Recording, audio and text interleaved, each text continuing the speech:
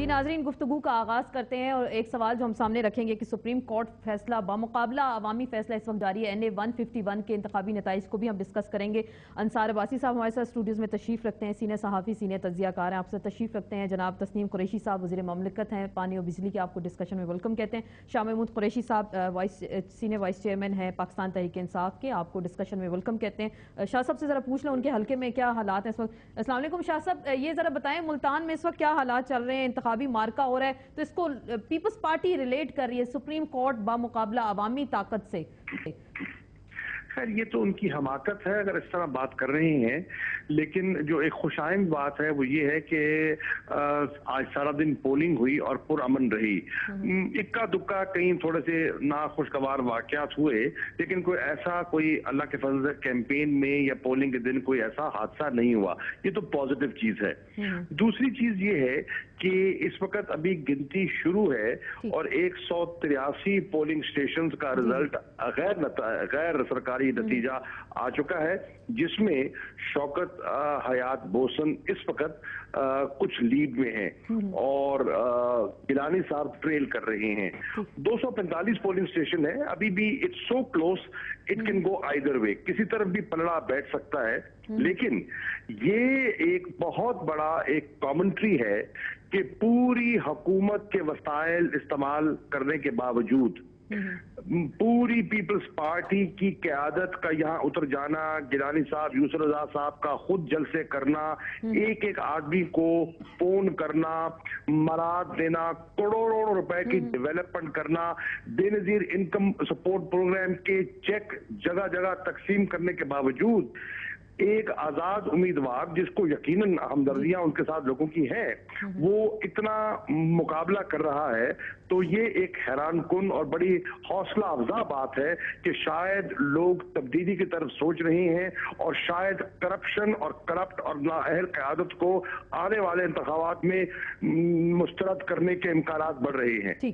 ہم اسی پہ بات کرتے ہیں آپ سے۔ انصار عباسی صاحب یہ جاننا چاہوں گی، یہ جو آج کا الیکشن ہے اسی کو لے لیں تو کیا اس کا مطلب یہ ہوا کہ الیکشن کمیشن آزاد اور فعال تھا، جس کی وجہ سے ابھی جو ریزلٹ سامنے آ رہے ہیں بالفرض گیلانی صاحب کے صاحبزادے جیت جاتے ہیں تو پھر کہا جائے گا جی ہم جیت گئے، ہمیں سپریم کورٹ نے نائب کیا؟ الیکشن کمیشن تو ڈیفینیٹلی انڈیپینڈنٹ ہے، اور چونکہ اس وقت جو پونی جج ہیں سپریم کورٹ کے، ہی از دا ایکٹنگ چیف الیکشن کمشنر، لیکن جو جس طرح بتا رہے ہیں ابھی قریشی صاحب، تو مجھے حیرانگی یہ ہو رہی ہے کہ جب اتنا کچھ کیا، اتنی فنڈنگ کی گئی، اتنی گورنمنٹ کی مشینری استعمال ہوئی، تو میرا خیال ہے کہ الیکشن کمیشن کو ان چیزوں کا ٹائملی نوٹس لینا چاہیے تھا اور اس کے اوپر پروسیڈ کرنا چاہیے تھا گورنمنٹ کے اگینسٹ، لیکن انفارچونیٹلی وہ نہیں دیکھنے میں آیا۔ آئی ڈونٹ نو کیوں نہیں ہوا، لیکن دیکھیں اس کے ساتھ ساتھ جو قریشی صاحب نے یہ کہا کہ جو لنکیج کی بات کی، پاکستان پیپلز پارٹی جو کہہ رہی ہے کہ جی اگر یہ جو it's a fight between the judiciary اور عوام کے درمیان، تو میرا خیال ہے کہ میں فلی ایگری کرتا ہوں قریشی صاحب سے کہ اس طرح کی بات کرنا بڑی ناجائز ہے،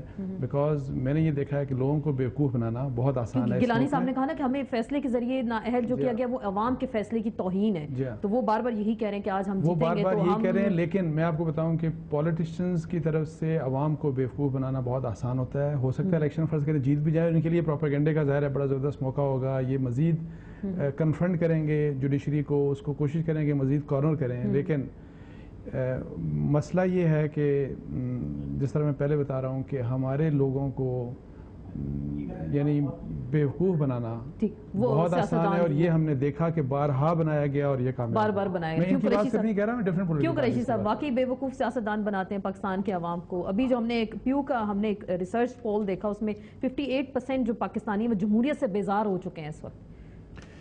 دیکھیں جی، یہ جمہوریت ہی ہے کہ آج الیکشن ہو رہا ہے، ضمنی الیکشن، اور جو کینڈیڈیٹ ہے شوکت وہ بھی ووٹ لے رہا ہے، جو حکومتی ہیں ہمارے عبدالقادر وہ بھی برابر تقریباً جا رہے ہیں۔ جو یہ بات کی جا رہی ہے کہ پوری مشینری وہاں پر موجود تھی، یہ قطعاً درست نہیں ہے۔ اس سے پہلے آپ نے ڈیولپمنٹ بہت کروائی ہے، یوسف رضا گیلانی صاحب نے اس حلقے میں نہیں بلکہ پورے ملتان ڈویژن کے اندر انہوں نے بہت جہاں تک ممکن ہو سکا کہ اس کو خوبصورت کرنے کی انہوں نے کوشش کی ہے۔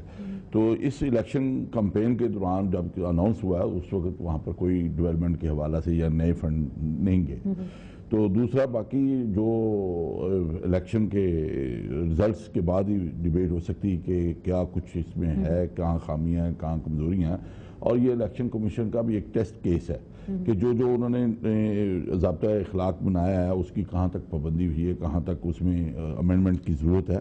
تو یہ ایک ٹیسٹ کیس ہے جس کو میں سمجھتا ہوں الیکشن کمیشن کے لیے بھی ہے. بمقابلہ آئی جے آئی ہو رہا ہے, وہ کہہ رہے ہیں کہ ہمارے مخالف ایک آئی جے آئی بنایا گیا جو خاموش حمایت اس کینڈیڈیٹ کو. دیکھیں ایک آزاد امیدوار ہے اور اس کے ساتھ تمام جماعتیں منسلک ہو چکی ہیں. نون لیگ کا کینڈیڈیٹ تھا وہ بھی بیٹھ گیا, ایک آزاد امیدوار, اس کو پی ٹی آئی بھی سپورٹ کر رہی ہے اور میں سمجھتا ہوں نون لیگ بھی ان کے ساتھ ہے, جماعت اسلامی بھی ان کے ساتھ ہے اور پیپلز پارٹی اکیلے الیکشن لڑ رہی ہے.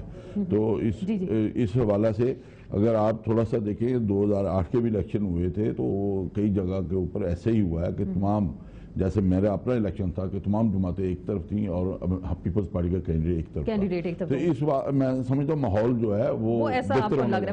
باقی جو جمہوریت سے بیزاری کی بات کرتے ہیں اور اس میں ٹرن اوور کے اوپر ڈیپینڈ کرتا ہے. اس وقت بھی ٹرن اوور میرا 33% یا 40% رہا ہے. تو ابھی یہ جو الیکشن ہو رہا ہے یہ آپ کو تھوڑا سا یاد ہو, یہ پرانی لسٹوں پہ ہو رہا ہے, نئی لسٹیں ابھی نہیں آئیں. تو اس میں 2,45,000 ووٹ ہے جس میں میں سمجھتا ہوں جعلی ووٹ بھی ہے, دوسرا ووٹ بھی ہے. تو اس کے اوپر میں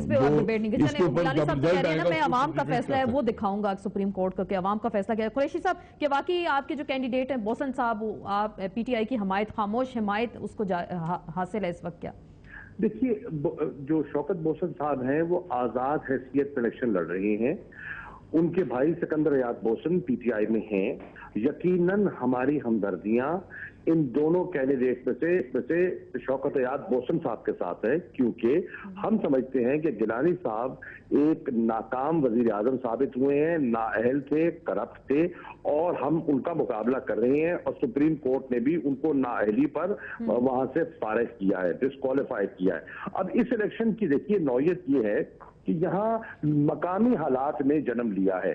اب دیکھیے مثال کے طور پر آج سے 4 روز پہلے گیلانی صاحب نے جلسہ کیا شیر شاہ میں.